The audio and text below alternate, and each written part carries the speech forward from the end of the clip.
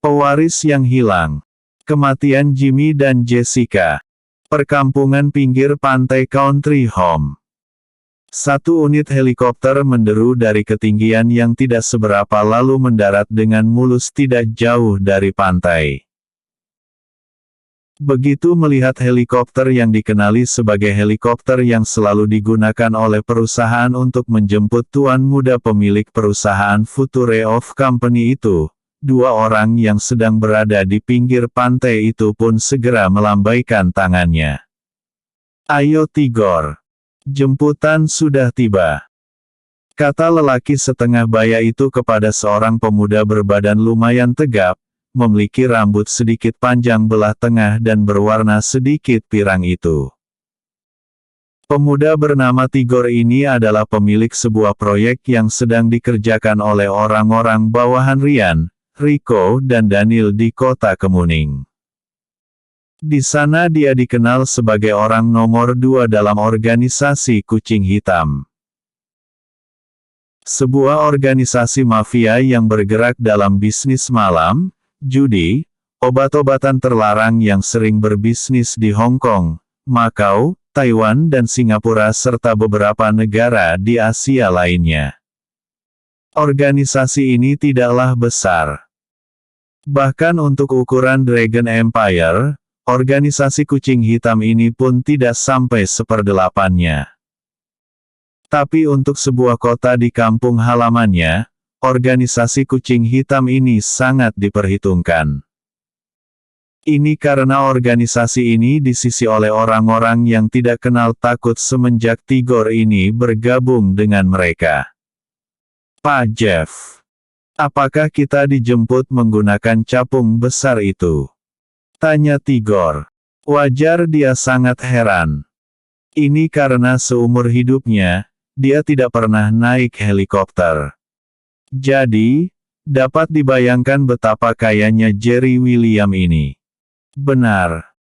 Untuk menghemat waktu karena jarak tempuh yang jauh, maka Tuan Muda Merangkap Ketua telah mengirim helikopter ini untuk menjemput kita. Kata Jeff menjawab pertanyaan Tigor tadi. "Ayo cepat Tigor. Nanti kita terlambat. Waktunya tidak banyak," kata Jeff lalu melangkah mendekati helikopter itu. "Selamat kembali Pak Jeff. Ada salam dari Pak Austin untuk Anda," kata pilot helikopter tersebut. "Wah ternyata Austin masih mengingat aku. Okelah Pak Pilot. Mari kita segera berangkat," kata Jeff. "Mari silahkan," kata Pak Pilot itu. "Silahkan pasang intercom Anda Pak Jeff dan teman Anda ini. Ini akan memudahkan komunikasi antara kita selama berada di helikopter ini," kata sang pilot memperingatkan. "Baik. Kau Tigor. Segera pasang ini di telingamu biar telingamu tidak sakit," kata Jeff sambil membantu Tigor memasang benda tersebut ke telinganya. "Siap. Mari kita berangkat," kata sang pilot. Lalu tak lama kemudian helikopter itu pun terangkat ke atas dan melaju dengan cepat menuju Metro City. Gamang sekali rasanya," kata Tigor dalam hati. Seumur hidup dia tidak pernah naik helikopter. Sungguh pengalaman yang tak terlupakan. Kita tinggalkan dulu Tigor dan Jeff yang sedang dalam perjalanan. Kini mari kita ikuti perjalanan Arslan menuju Villa Klasik dengan membawa Jessica dan Jimmy. Ketika mereka tiba di Villa Klasik itu, Arslan langsung melangkah memasuki villa tersebut dengan niat untuk menemui Jerry. Jessica dan Jimmy sudah berada di villa ini. "Apa selanjutnya?" tanya Arslan. "Tetap tutup matanya, lalu ikat dan masukkan ke dalam kamar tahanan. Sebentar lagi yang lain akan tiba," kata Jerry. "Baik Jerry. Jika begitu, aku akan beristirahat dulu sebentar," kata Arslan. Tepat menjelang senja, beberapa kendaraan mewah satu persatu berdatangan di Villa Klasik.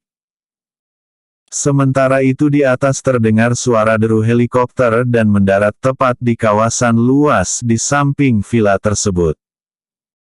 Tampak 3 orang turun dari helikopter dan langsung bergabung dengan beberapa orang yang berada di halaman villa itu.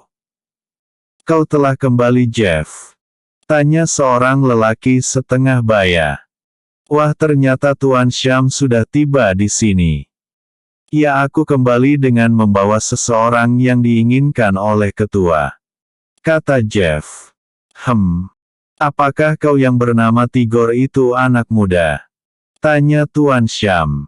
"Benar, Tuan," jawab Tigor dengan sopan dan hormat. "Salam untuk Anda, ketua," kata Jeff lagi begitu melihat Draco. "Bagus, Jeff. Ternyata kau berhasil. Bagaimana perjalananmu?" tanya Draco. "Beruntung tidak ada badai. Jadi kami selamat. Saat ini speedboat yang kami gunakan sudah dibawa oleh nahodanya ke dermaga gudang kita di Country Home," kata Jeff. "Bagus. Ayo kita masuk. Ketua sudah menunggu," kata Draco. Beberapa pentolan organisasi dari Dragon Empire dan Tiger pun mulai memasuki villa dan langsung menuju ke sebuah ruangan pertemuan yang sangat luas dengan kursi-kursi berjumlah banyak. Tigor, orang asing yang sengaja dijemput oleh Jeff atas perintah dari Jerry, hanya terbengong dan nyaris ternganga melihat villa mewah dengan dekorasi yang indah itu. "Aku tidak pernah melihat rumah sebesar ini kecuali Istana Sultan di Medan," kata Tigor dalam hati. Begitu mereka tiba di ruangan itu, sekali lagi Tigor tercengang. Karena di dalam, sudah ada banyak orang yang sedang berdiri dengan rapi dalam jumlah yang jika dihitung melebihi 1.000 orang itu. Gila sekali. Organisasi apa ini? Ini yang di dalam. Lalu yang di luar melebihi 3.000 orang.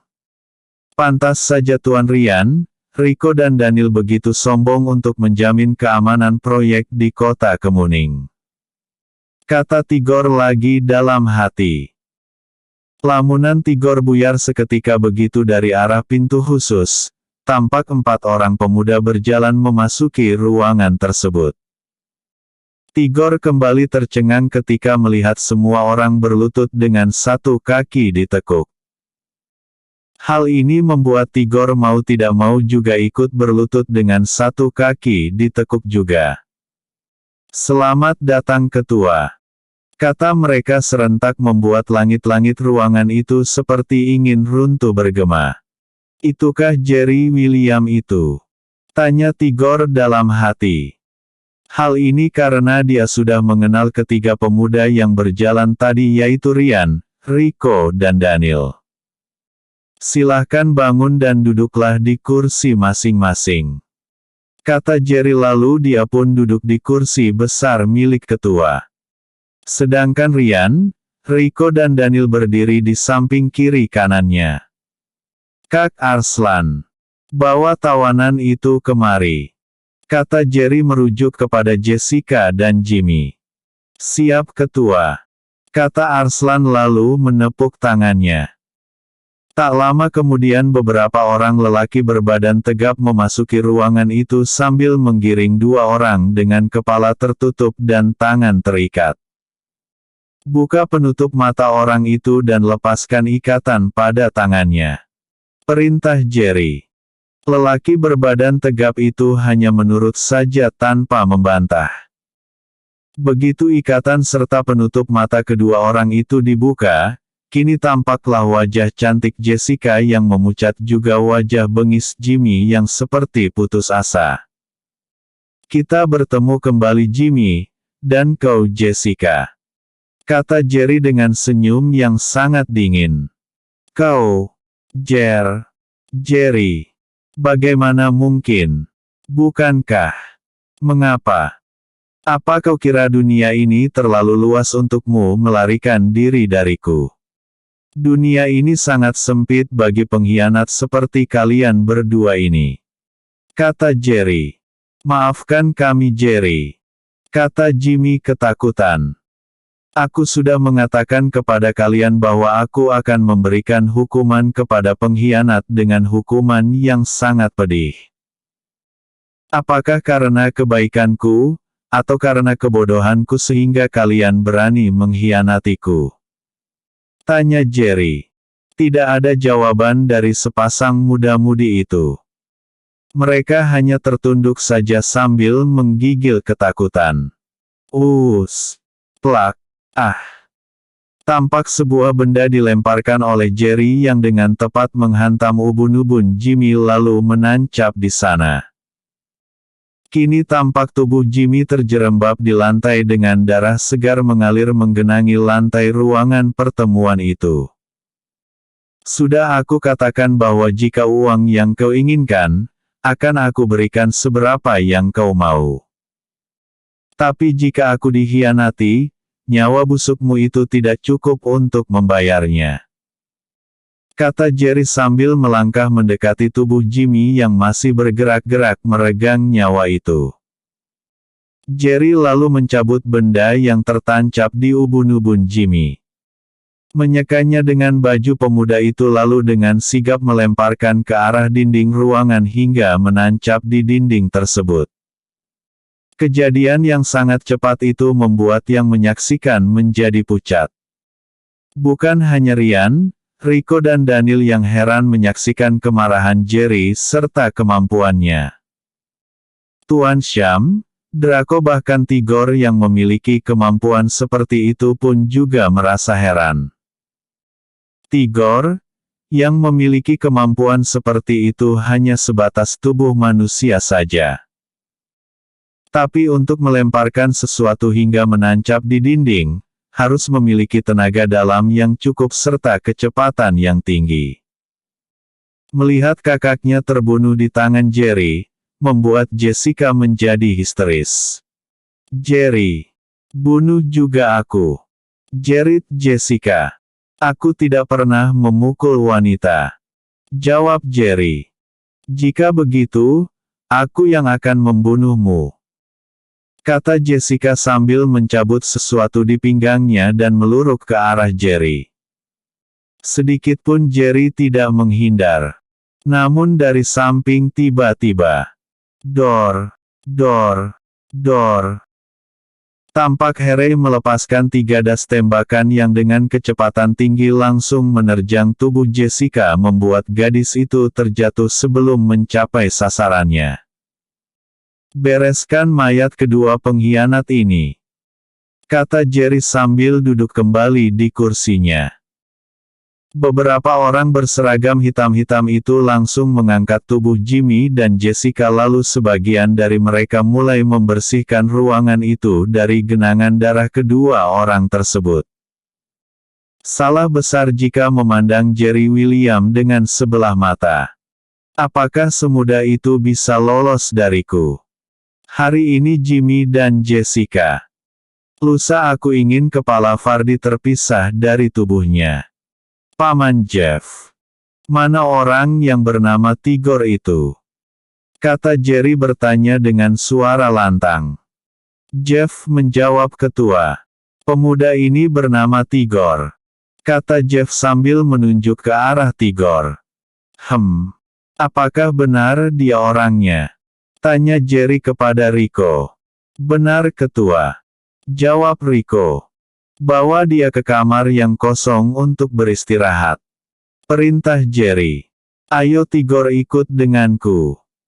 Kau tentu lelah setelah menempuh perjalanan jauh. Kata Rico. Mari Tuan Rico. Kata Tigor pula dengan tersenyum. Aku rasa sudah tidak ada yang perlu dibahas. Target kita tinggal Fardi. Lalu menggagalkan Tuan Holmes untuk menduduki kursi gubernur Metro City ini. Semua sudah diatur ketua. Saat ini Leo mungkin sudah melakukan aksinya dengan mengadu domba antara Fardi dan Tuan Holmes. Kita tunggu saja apa reaksinya. Kata Arslan. Tetap pantau villa milik Ramendra. Aku tidak ingin Fardi mencium situasi lalu melarikan diri lagi. Kata Jerry memerintahkan. Siap laksanakan ketua.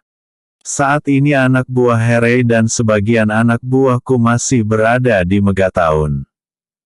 Jawab Arslan. Bagus. Sekarang pertemuan ini aku bubarkan. Oh ya. Mari kita makan malam bersama. Sudah lama kita tidak makan malam bersama kan? Ayo kita bergotong royong memindahkan meja dan kursi keluar. Kita akan makan malam bersama. Kata Jerry yang mendadak menjadi orang yang biasa. Sama sekali tidak terlihat dalam diri Jerry adanya ketegasan, dingin dan mengintimidasi seperti tadi. Padahal baru saja dia membunuh Jimmy. Jerry ini seperi bunglon. Kata Ryan dalam hati. Mereka lalu bergotong royong memindahkan meja dan kursi ke halaman samping villa. Karena jika di dalam, tidak mungkin muat karena ruangan villa itu tidak cukup menampung jumlah mereka yang ribuan orang jika ditambah dengan anggota yang berada di luar villa itu. Episode sebelumnya, Jimmy dan Jessica berhasil diringkus. Episode berikutnya, kematian Fardi di tangan Black Cat. Pewaris yang hilang. Kematian Fardi di tangan Black Cat. Seorang lelaki berusia sekitar 30-an memacu kendaraannya mengarah ke sebuah villa yang dikenal sebagai villa klasik. Tiba di depan villa tersebut, lelaki itu segera memberikan kartu tanda keanggotaan kepada pengawal yang langsung membukakan pintu pagar untuknya. Ketika lelaki itu tiba di dalam, dia langsung menemui pemuda yang sedikit lebih tua darinya lalu berkata, "Kak, semuanya sudah saya kerjakan. Saat ini, hubungan antara Tuan Holmes dan Fardi benar-benar berantakan." Tuan Holmes menuduh Fardi telah mempermainkan dirinya. Kali ini semua orang tahu bahwa dia menelepon Fardi dan berkata kasar kepadanya. Kata lelaki itu, "Bagus Leo. Kau tunggu di sini. Aku akan menemui ketua." Kata lelaki bernama Arslan itu.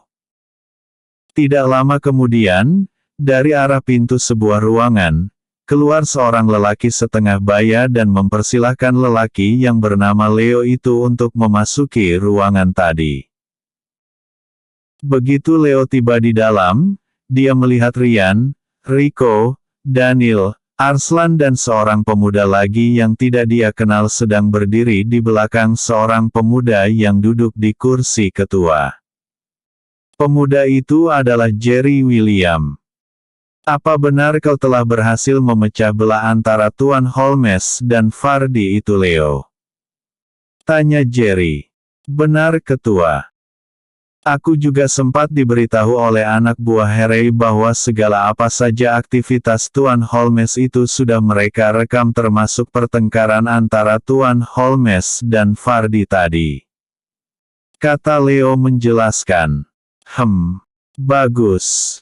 Semuanya sesuai dengan rencana. Kini giliran kau yang bergerak Tigor. Kata Jerry sambil menatap pemuda tampan itu. Semuanya sudah saya pelajari bersama Tuan Rico dan Tuan Arslan. Setelah malam ini, Tuan Jerry dapat memastikan bahwa kepala Fardi akan terpisah dari tubuhnya. Kata Tigor lalu memakai topeng kucingnya. Kelakuan Tigor yang memakai topeng kucing ini mengundang gelak dari beberapa orang yang berada di tempat itu. Namun tidak bagi Jerry dan R2D serta Arslan yang tahu benar tentang Tigor ini. "Hei Gor, apa yang bisa kau lakukan dengan topeng itu?" tanya anggota itu yang membuat Jerry tidak senang. "Maaf Pak. Jangan sebut aku Tigor ketika aku telah memakai topeng ini. Karena sisi kemanusiaanku telah hilang. Jadi, panggil aku Black Cat." kata Tigor. Hahaha. Anak kemarin sore berani berbicara tinggi di depan ketua. Apa kau layak berkata sombong seperti itu di depan ketua? Tanya orang itu. Siapa dia, Kak? Tanya Jerry kepada Arslan. Dia orang baru dari Star Hill. Jawab Arslan. Tigor. Kasih pelajaran kepada orang itu. Kata Jerry yang tidak senang. Begitu mendapat perintah, Tigor alias Black Cat langsung melompat dan dengan cepat meraba ikat pinggangnya lalu. Kreas. Bluk. Tampak potongan kepala orang tadi jatuh menggelinding di lantai dengan darah menyembur keluar dari bekas potongan itu. Keadaan kini sepi mencekam dengan hanya Jerry yang bertepuk tangan melihat kejadian itu. Bagus. Aku tidak suka melihat ada di antara anggota yang saling menjatuhkan di depanku. Segera berangkat dan bereskan tugasmu. Aku telah mentransfer 10 juta dolar ke rekeningmu. Jangan kecewakan aku. Kata Jerry sambil bangkit berdiri dan meninggalkan ruangan itu. Siap Tuan Jerry. Kata Tigor. 5 menit berselang, tampak lampu di bagian depan villa itu terpadam dan begitu juga dengan lampu di jalan. Kini tampak bayangan hitam melesat keluar meninggalkan villa itu dan berhenti di depan tikungan. Setelah lampu di villa itu kembali menyala, kini dari arah villa itu tampak satu sepeda motor melaju ke arah tikungan. Sejenak sepeda motor itu memperlambat larinya lalu beberapa detik kemudian langsung melesat bagai anak panah yang lepas dari busur mengarah ke Megatown. Sementara itu di Villa Ramendra, tampak Fardi sedang gelisah. Dia masih teringat kata-kata kasar dari Tuan Holmes yang sangat mengganggu pikirannya saat ini. Sialan. Dia mengatakan bahwa aku telah menipunya. Bagaimana mungkin? Aku telah mengirim banyak anak buahku ke Metro City. Tidak mungkin mereka menghilang begitu saja. Kata Fardi dalam hatinya. Kini dia semakin gelisah karena Leo, Jimmy dan Jessica juga tidak ada kabar. Berkali-kali dia mencoba menghubungi ketiga orang itu namun selalu mailbox. Sialan. Kemana mereka semua perginya? Tanya Fardi lagi dalam hati. Perasaannya saat ini mulai tidak enak. Berkali-kali dia mencoba menepisnya, namun tetap tidak bisa juga. Dengan perasaan yang campur aduk, dia mencoba meninjau keluar jendela. Namun alangkah terkejutnya ketika dia melihat beberapa pengawal yang berjaga di depan sudah dalam keadaan terbaring di tanah dalam keadaan bersimbah darah. Celaka. Ada apa lagi ini? Kata Fardi dalam hati. Dia lalu berbalik badan dengan niat untuk mengambil pistol miliknya di dalam laci meja. Namun alangkah terkejutnya ketika dia menyadari bahwa dia sedang tidak sendirian di dalam kamar itu. Berulang kali Fardi mengerjapkan mata, namun sosok hitam itu tetap berdiri mematung di depan pintu ruangan kamar pribadinya itu. Siapa kau? Tanya Fardi dengan gugup. Aku tidak punya nama. Orang-orang memanggilku dengan sebutan Black Cat. Jawab sosok hitam itu. Apa yang kau inginkan? Tanya Fardi mendadak ketakutan. Kepalamu. Jawab Black Cat. Tolong jangan bunuh aku. Jika kau ingin uang, aku bisa memberikannya. Aku tidak menginginkan uangmu. Karena aku sudah menerima pesanan. Sekarang, bersiap-siaplah. Kata Black Cat dengan nada dingin. Kau. Tampak Fardi mulai nekat dan berlari menuju ke arah meja kerjanya dengan maksud untuk mengambil pistol miliknya di dalam laci. Namun sebelum itu terjadi, Black Cat telah mencegatnya kemudian mengirimkan tendangan yang tepat mengenai dada Fardy membuat lelaki 40-an itu jatuh telentang di lantai. "Ucapkan salam kepada malaikat maut," kata Black Cat lalu. "Kreas. Huff." Tampak Fardy mendelikkan matanya sambil menunjuk ke arah Black Cat. "Kreas. Buk." Tampak potongan kepala Fardy menggelinding di lantai ruangan di villa itu. Black Cat lalu memungut potongan kepala itu lalu menentengnya mendekati kamera pengintai dan mengacungkan kepala itu tepat di depan CCTV tersebut. Dengan santai, Black Cat membuang potongan kepala tersebut ke lantai lalu membuka jendela dan melompat keluar. Gerakan Black Cat ini sangat ringan sehingga sebentar saja dia sudah tiba di bawah dan terus berlari memasuki lorong yang gelap kemudian menanggalkan pakaiannya di lorong itu dengan meninggalkan sebuah amplop berwarna emas. Kini Black Cat telah kembali ke wujud Tigor lalu segera mencari jalan lain untuk meninggalkan kawasan villa itu. Tiba di tikungan jalan yang sepi, sebuah sepeda motor menderu ke arahnya kemudian mereka berdua melesat meninggalkan Villa Ramendra dan terus bergerak menuju ke country home. "Tuan Jerry, tugas sudah selesai," kata Black Cat mengirim pesan suara kepada Jerry di Villa Klasik. "Bagus. Teruslah bergerak ke Hill Street.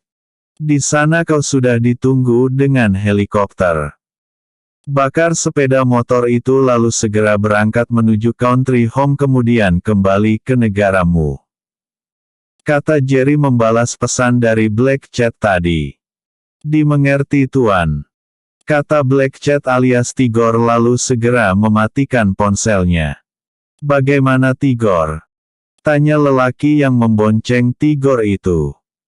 "Tuan Jerry menyuruh kita ke Hill Street. Di sana sudah menunggu helikopter dan kita harus segera berangkat ke country home kemudian kembali ke negaraku, Tuan Jeff," kata Black Cat. "Oke. Ayo kita lakukan," katanya lalu segera memecut laju kendaraan roda 2 tersebut. Episode sebelumnya. Kematian Jimmy dan Jessica. Episode berikutnya. Kedatangan kakek Malik. Kedatangan kakek Malik. Berita tentang kematian Fardy dengan cara yang sangat mengenaskan ini cukup menyita perhatian publik. Ini karena, selain cara kematiannya yang sangat mengerikan itu, beberapa pihak mulai berspekulasi tentang kematiannya. Para kalangan elit bisnis mulai mengaitkan kematian Fardy ini dengan Jerry William. Namun, sekali lagi mereka menemukan kebuntuan. Ini karena, Jerry William sampai saat ini tidak diketahui keberadaannya pasca hengkang dari perusahaan Future of Company. Satu-satunya orang yang bisa dikaitkan dengan kematian Fardy saat ini adalah Tuan Holmes. Ini karena beberapa waktu yang lalu, Tuan Holmes terlibat pertengkaran dengan Fardy. Tak lama setelah pertengkaran itu, malamnya Fardy pun ditemukan meninggal. Beberapa video pendek di platform media sosial juga menguatkan dugaan bahwa kematian Fardy ada hubungannya dengan Tuan Holmes. Di Makau saat ini, begitu menerima berita tentang kematian Fardy, Tuan Besar Harold Miller kembali menelan kekecewaan. Hal ini karena, satu-satunya alat baginya untuk menghancurkan William Group Company sekali lagi kandas di tengah jalan. Bahkan sebelum berkembang. Buntut dari kekecewaannya ini, dia pun menggelar rapat dengan beberapa bawahan dan presiden di berbagai cabang serta para pemegang saham dan mendeklarasikan bahwa siapapun kelak yang akan menggantikan dirinya sebagai owner di perusahaan, harus menanamkan bahwa prestasi tertinggi pemimpin yang akan datang adalah ketika dia berhasil membuat perusahaan milik keluarga Empat Naga di Metro City hancur. Sementara itu, bagi Tuan Holmes sendiri, jalannya untuk menuju ke kursi gubernur semakin berliku dan terjal. Sudah bukan menjadi rahasia lagi ketika Anda mengikuti sebuah kompetisi di mana Anda membutuhkan dukungan dari masyarakat, maka Anda harus sebisa mungkin menonjolkan kebaikan dan memiliki nama yang bersih tanpa ada konspirasi. Dengan kejadian ini dan ditambah lagi dengan beredarnya video pertengkaran antara dirinya dengan Fardi, maka seluruh lapisan masyarakat kemungkinan besar tidak akan mau memilihnya menjadi pimpinan tertinggi di provinsi ini. Bahkan Partai Buruh Nasional yang dia pimpin pun terancam tidak akan memenangkan satu kursi pun di parlemen. Walaupun pihak kepolisian tidak bisa menangkap Tuan Holmes karena minimnya bukti serta pengaruh yang dimiliki Tuan Holmes, namun ketika seseorang yang akan bertarung untuk pemilihan calon kepala daerah, ketika sudah memasuki kantor polisi untuk dimintai keterangan, maka masyarakat akan merasakan kurangnya kepercayaan terhadap calon tersebut. Hal inilah yang diinginkan oleh kubu Jerry. Dengan satu peluru, dua sasaran didapat sekaligus. Dengan begini, kematian Fardi dan gagalnya Tuan Holmes menjadi gubernur, turut menyelamatkan perusahaan William Group dari kerugian. Villa Klasik. Beberapa orang kini sedang serius duduk di sofa ruang tamu di Villa Klasik. Mereka sangat serius menyaksikan siaran berita hari ini dengan senyum mengembang di bibir masing-masing orang yang ada di ruangan itu.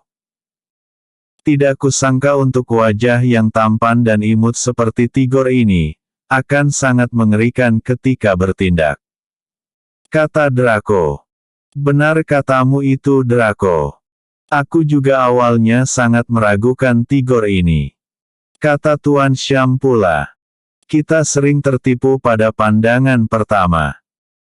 Hal ini menambah lagi wawasanku bahwa, jangan tertipu dengan penampilan luarannya saja. Kata Draco.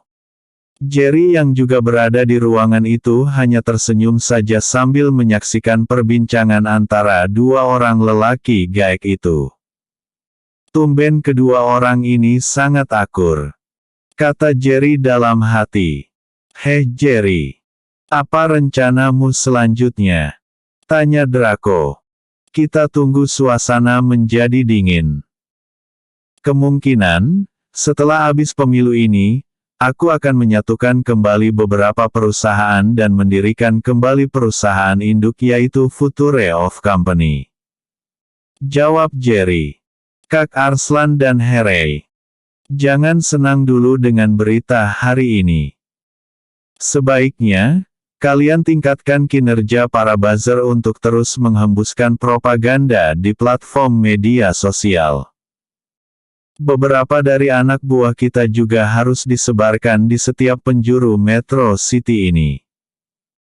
Hasut semua orang agar tidak lagi mempercayai Tuan Holmes. Kata Jerry. Baiklah. Aku juga sepemikiran.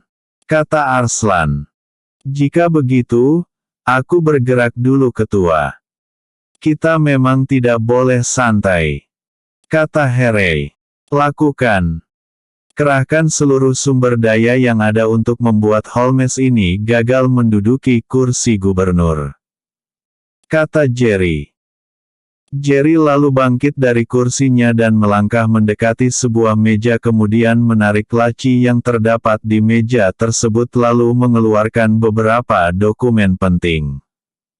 Ryan dan kau Daniel. Kalian berdua temui Mer Briley. Serahkan dokumen ini kepadanya dan suruh dia mengatur pertemuan dengan seluruh jajaran di perusahaan. Katakan juga bahwa aku akan kembali ke perusahaan William beberapa hari lagi. Kata Jerry. Baiklah. Sini aku yang bawa dokumen itu. Kata Ryan. Lalu mereka berdua pun bergegas ke arah mobil mereka untuk berangkat menemui Mer Briley. Kau Rico. Segera hubungi Tuan Barry, Ronald dan Austin untuk segera menghadiri rapat di kantor besar William Group. Ini tanggal dan waktunya, kata Jerry. Oke Jerry. Aku akan menelepon mereka sekarang juga. Kalau mereka bertanya, apa yang harus aku jawab? Tanya Rico. Katakan kepada mereka bahwa sebentar lagi aku akan kembali ke perusahaan. Baiklah, kata Rico yang langsung menghubungi para petinggi di Smith Group. Saat ini semuanya sudah selesai. Musuh sudah berhasil dibersihkan. Waktunya untuk mengangkat perusahaan ke tempat yang lebih tinggi lagi, kata Jerry. Benar Jerry. Kau harus bisa meninggalkan warisan yang agung kepada generasi penerusmu yang akan datang. Kata Draco pula. Iya, itu pasti ayah. Sebentar lagi Clara akan melahirkan dan aku ingin agar kelak putraku bisa hidup dengan kekayaan yang berlimpah. Anakmu milikku. Aku yang akan mendidiknya. Terdengar suara lelaki tua dari arah pintu yang membuat semua orang terkejut. Kakek Malik. Hah? Benar itu kakek Malik. Kata Jerry yang langsung bangkit serta mencium tangan lelaki tua itu. Salam untuk Anda Paman. Kata Draco dan Tuan Syam sambil membungkuk hormat. Bagaimana kakek bisa sampai di sini? Tanya Jerry. Kau cucu menantu yang bandel. Apa kau kira aku tidak tahu semua yang ada dalam hati perutmu itu? Hah? Bentak kakek Malik membuat Jerry mati kutu. Jangan didik anakmu dengan kemewahan. Atau dia akan menjadi seorang yang suka menindas dan menyusahkan orang lain. Biarkan aku yang mendidiknya dengan caraku. Tapi kek. Tidak ada tapi-tapian. Sudah payah sekarang lebih baik daripada lelah menyesal seumur hidup. Kata orang tua itu. Jerry mendengar dan menuruti semua perintah dari kakek. Kata Jerry sambil membungkuk hormat. Biarkan anakmu nanti dirawat oleh Paman Malik. Kau bisa bikin lagi kan? Kata Tuan Syam sambil tersenyum. Tidak Tuan Syam. Cukup satu putra saja. Aku tidak ingin ada dua putra yang akhirnya akan saling berebut tahta kekuasaan. Sudah banyak kejadian yang seperti itu. Aku beruntung karena Kenny tidak berkompetisi denganku. Andai itu terjadi, sudah lama William Group itu hancur. Kata Jerry. Baiklah. Aku akan membawa kakek Malik menemui Clara. Dia sudah sangat merindukan dirimu kek. Kata Jerry sambil menggandeng tangan lelaki tua itu. 22 tahun aku tidak pernah berpisah dari anak itu. Wajar jika dia rindu. Kata kakek Malik pula. Mereka berdua lalu berjalan bersama menuju ke ruangan lain untuk menemui Clara yang ditemani oleh Roxana dan Nyonya Syam. Episode sebelumnya. Kematian Fardi di tangan Black Cat. Episode berikutnya. Kembalinya Future of Company. Pewaris yang hilang. Kembalinya Future of Company. Kantor besar William Group Metro City. Di depan bangunan tinggi di pusat kota metro ini, tampak beberapa mobil mewah terparkir dengan rapi. Hari ini seperti yang telah ditetapkan oleh Mer Briley bahwa pemilik sah perusahaan akan kembali. Hal ini tentu saja membuat seisi Metro City menjadi gempar. Terlebih lagi keempat naga ompong beserta cucu mereka. Ivan sendiri yang saat itu merasa sangat kaget ketika tiba-tiba saja ponselnya memberikan notifikasi bahwa seseorang telah mentransfer uang sebesar $4 juta ke dalam rekeningnya. Pemuda tampan dengan penampilan tenang itu tidak bisa lagi menyembunyikan keterkejutannya. Dia heran dengan pemberitahuan itu. Apakah ada yang salah mentransfer uang ke rekeningku ini? Tanya Ivan dalam hati. Baru saja dia ingin menyelidiki, tiba-tiba ponselnya kembali berdering. Kali ini itu adalah pesan suara di WhatsApp. Halo sobat. Apakah kau sudah merupakan aku? Ivan seperti disengat kalajengking begitu mendengar suara itu. Ini suara Jerry. Katanya dalam hati. Dia kembali melihat ke arah nomor si pengirim suara. Bukankah ini nomor Jerry? Ah sialan. Padahal nomor ini sudah tidak aktif lagi selama hampir 9 bulan. Bukankah dia telah mematahkan kartunya? Pikir Ivan lagi dalam hati. Ivan tidak ingin berpikir terlalu lama. Dengan tergesa-gesa dia lalu membalas pesan suara tersebut. Woi Jerry. Bagaimana aku bisa melupakanmu? Kata Ivan. Hahaha. Oh ya Van. Aku sudah mengembalikan uangmu. Apakah mobil kesayanganku masih utuh? Tanya Jerry masih dalam pesan suara. Masih. Kau bisa mengambilnya kapan saja yang kau mau. Walau tanpa mengembalikan uangku. Jawab Ivan. Sekarang aku berada di depan pintu pagar vilamu. Kata Jerry yang membuat Ivan kontan saja terkejut. Apa? Ah sialan kau bikin kaget aku saja. Tunggu aku di situ. Sebentar lagi aku keluar. Kata Ivan lalu buru-buru bergegas keluar. Hei Jerry. Hahaha. Bagaimana dengan kabarmu? Oh ya? Kapan kau kembali? Tanya Ivan. Aku di Villa Klasik Van. Sengaja bersembunyi sambil menyusun rencana. Sudah lebih seminggu aku berada di sini. Kata Jerry. Rencana. Jadi. Memang aku yang melakukannya. Kata Jerry sambil tertawa. Ayo ceritakan sebenarnya ada apa? Tanya Ivan mengacu kepada rencana Jerry. Lalu Jerry pun menceritakan kepada Ivan segala rencana jebakannya serta sandiwaranya bersama dengan Kenny. Hahaha. Tidak kusangka ternyata itu hanya akal-akalanmu saja. Kata Ivan. Van. Aku juga membawa kabar baik. Kata Jerry.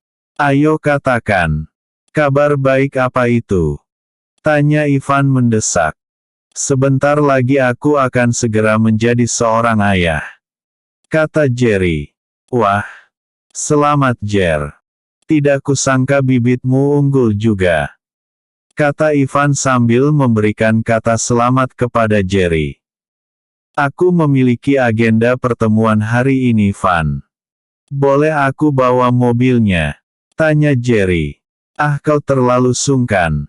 Ya sudah cepatlah laksanakan agendamu. Aku merindukan kebersamaan kita yang dulu.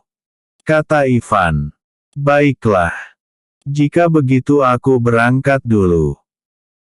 Kata Jerry sambil menerima kunci mobilnya dari Ivan dan berjalan menghampiri mobil super sport Lamborghini Sian miliknya yang dulu dia jual kepada Ivan.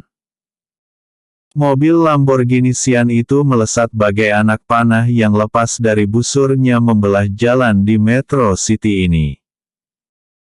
Tiba di pusat kota, mobil itu berbelok ke kiri dan berhenti tepat di sebuah gedung tinggi yang dikenal sebagai kantor besar William Group itu. Begitu tiba di tempat parkir, beberapa kepala staf dan seluruh karyawan berjejer dari pintu masuk sampai ke dalam sambil membungkuk memberi hormat kepada pemilik sah dari perusahaan itu. Selamat datang kembali Tuan Muda. Kata mereka serentak. Tiba di dalam kantor besar tersebut, tampak dua orang lelaki tua sedang berdiri menunggu dengan didampingi oleh Tuan Barry, Ronald, Austin, dan juga Leonard. Kau akhirnya kembali Jerry. Kata salah seorang dari lelaki tua itu. Salam hormatku untuk kakek berdua. kata Jerry sambil membungkuk. Aku sudah mendengar semuanya dari Kenny. Ternyata kau tidak hanya jago dalam berbisnis, tetapi kau juga hebat dalam mengelabui musuhmu, kata lelaki tua yang dikenal dengan panggilan Tuan Smith itu. Aku sudah memperkirakan semuanya dengan matang, Kek. Hanya itu jalan satu-satunya untuk mancing musuh agar keluar dari persembunyiannya. Andai tidak seperti itu, entah masalah apa lagi yang akan dihadapi oleh perusahaan, kata Jerry. Kakek bangga kepadamu. Maafkan atas kesalahan kakek yang telah lalu. Sekarang terserah dirimu mau kemana kau arahkan masa depanmu, kata Tuan William. Terima kasih atas pengertian dari kakek. Kelak aku akan menjadi lebih penurut, kata Jerry. Ayo, semua sudah hadir. Saatnya kau memimpin rapat ini, kata Tuan Besar William. Merebraili. Mari, kata Jerry mempersilahkan lelaki berusia lebih 40 tahun itu.